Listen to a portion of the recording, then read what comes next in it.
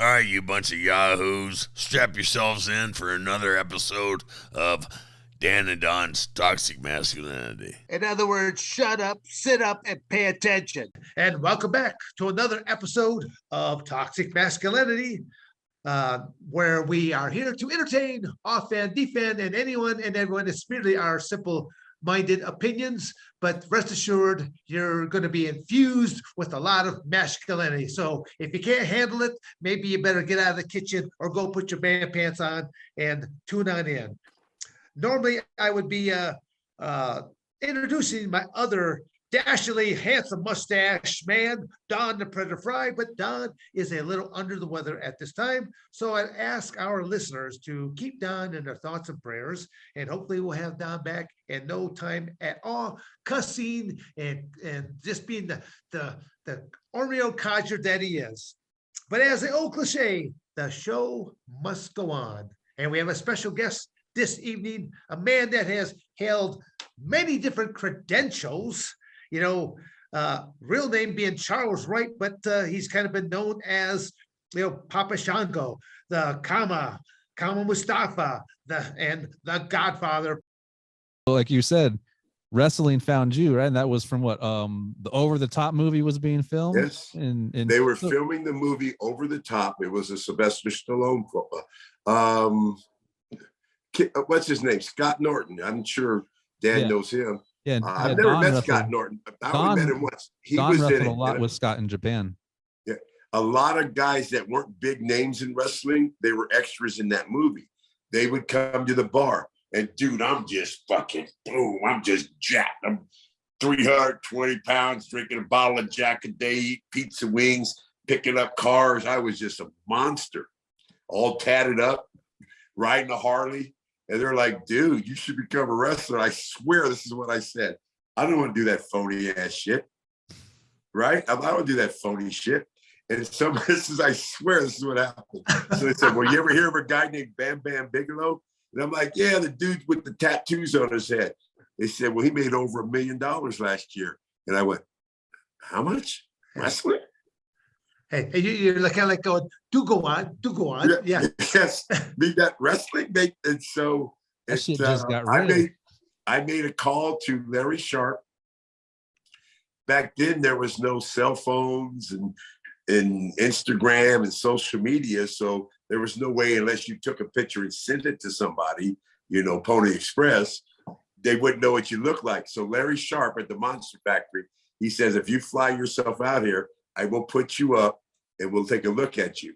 Well, when he seen me get off, when I got to the airport, he seen me and he's just like, I seen it in his eyes, man. He's like, oh shit. And so I worked a deal with him and I trained. Here's the sad part though. I mean, I don't know what a normal training would be, maybe 6 months to a year, maybe, right? Dude, I wasn't there 2 months. And the whole time I'm there, me and Larry Sharp, God rest his soul, we're going out chasing women, we're drinking, we're in the clubs. I'm not even going to wrestling school. I really wasn't. I was hanging out at night, drinking, partying, picking up girls. And Jerry Lawler, he comes through and he sees me and he goes, So, I mean, I was making more money in the strip club than he offered me. I think he said, we'll pay you $500. This is like 1988. He says, we'll pay you $500 a week. We'll pay for you to get you out here to Memphis. We'll pay for your hotel while you're in Memphis. We want to do like a 2-month program with Jerry Lawler. And so Jerry came down. I got in the ring with him. I didn't know anything. I knew how to lock up and throw a punch. And so I got in the ring with Jerry and he goes, I can work with you.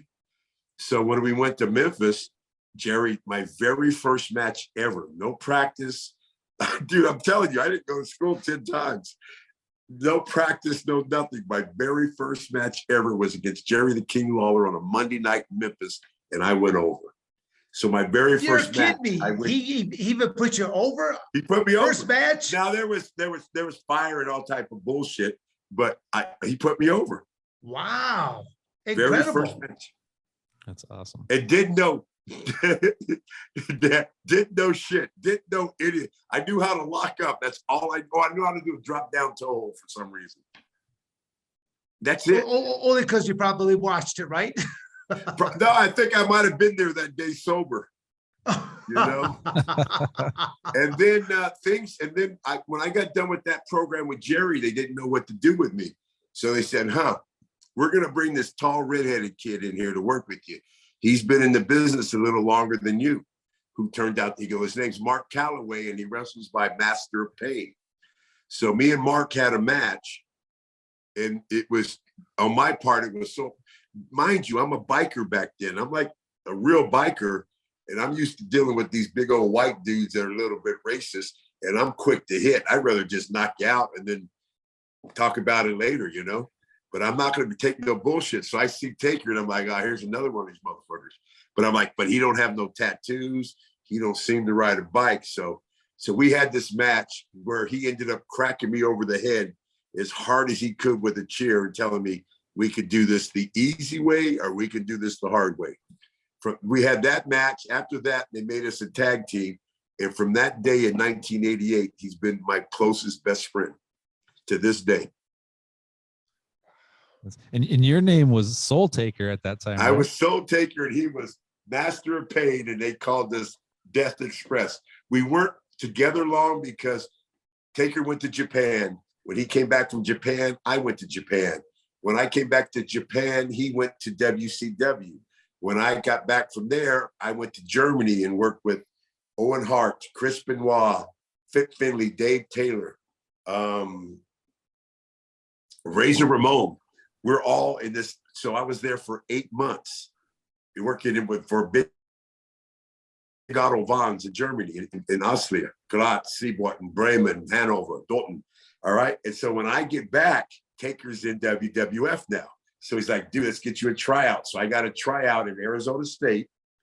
They called me Sir Charles because Charles Barkley was playing there then. And they wanted to put some heat on me. And Vince hired me. And he goes, you're hired. He says, but you got a body of a monster, but you got a baby face. He goes, I got to do something with your face. He goes, I don't need baby faces. I need heels. And so maybe a couple months later, he called me and says, Charles, I want you to go rent the movie Live and Let Die. There's a voodoo character in there, the James Bond film. He goes, and we're going to knock off of that. He goes, and most importantly, I want you to learn that laugh. That laugh. And that's what happened. That's how we got Papa Shango. Baron Samdini, wasn't it something like that? It's either Baron Samedi or Baron Samadai.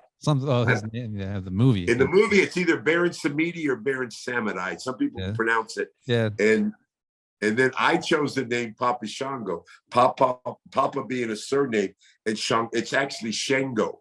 But Shango. I didn't want to say Shango because it sounded like Papa Shango. It sounded country. And I didn't want to sound Papa Shango. So I made it Papa Shango. But the real is Shango. And he is the keeper of the grave. Yeah. A lot of research went into that character. Yeah, you look like you were really into all the spells and all the voodoo, shit. I was having voodoo fun you were with that. casting, and you remember, because I remember growing up watching the Undertaker. I mean, not the one with the Ultimate Warrior. I mean, where you cast the spell on him and he's puking in the back after everything. That was before. I wish it would have went to more. I'll tell you something else about those times. I am the first person that they ever turned all the lights out in the whole arena. I am the first person they ever did that. And I would go into my convulsions, the lights would go off and somebody would be lit on fire. And they were so worried they were going to get sued. They were so worried that somebody was going to get hurt, somebody was going to get robbed, somebody was going to get molested, that they almost didn't do it. But then after that, they started doing it. But I was the first person. I was the first person for a lot of things, but I was the first person for that they actually turned all the lights out in the arena. Wow. I mean, there's so much of this that I'm hearing for the first time. It's mind-boggling me to hear all this there, Charles, because, you know, at the time I came to WWF, I mean, it's you were in the Nation of Domination at that point in time. And that's really all I really knew about you. Except, I mean, I do the, the Papa Shango character on top of that. But it was, wow, I feel like it's mind-boggling to me. I'm really impressed with what you did at the high school. a basketball player, and then again, to simply just do a tryout, never played the sport of football. No, That never. that is almost, I mean, that is unheard of. I can't even believe There that. was a football player that played for the Washington Redskins named Charles Mann. Derek Kennard played for the Dallas Cowboys. Tony Sendejas was a place kicker in the league forever. And then a guy named Bob Ham who had a tryout for Dallas. I lived in a room with all those guys. And because I actually got kicked out of a dorm for fighting, they put me in the room with all these football on a stipend. And those guys taught me. I didn't know how to put on my shoulder pads. I didn't know how to put on anything.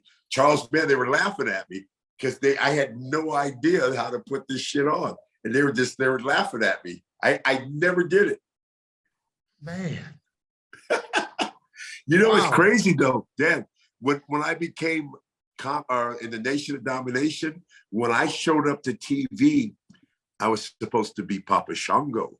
And it was a newer, more menacing, not so cartoonish Papa Shango. And Jerry Lawler, I don't know if you know this. No, I but don't. Jerry Lawler is an artist, like a real artist. Really And good. Jerry Lawler did my face. He painted up my face.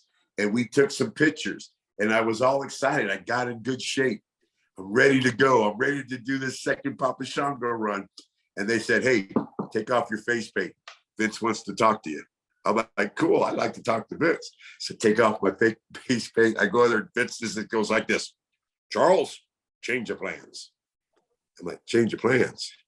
He goes, change your plans. We're not going to go with Papa Shango. We're going to call you Kama Mustafa. We're going to put you in the Nation of Domination. You and Farouk are going to wrestle the Undertaker tonight in a handicap match, and you're going over. And you know what I said? Now, this is just me. This is me. You know what I said to him?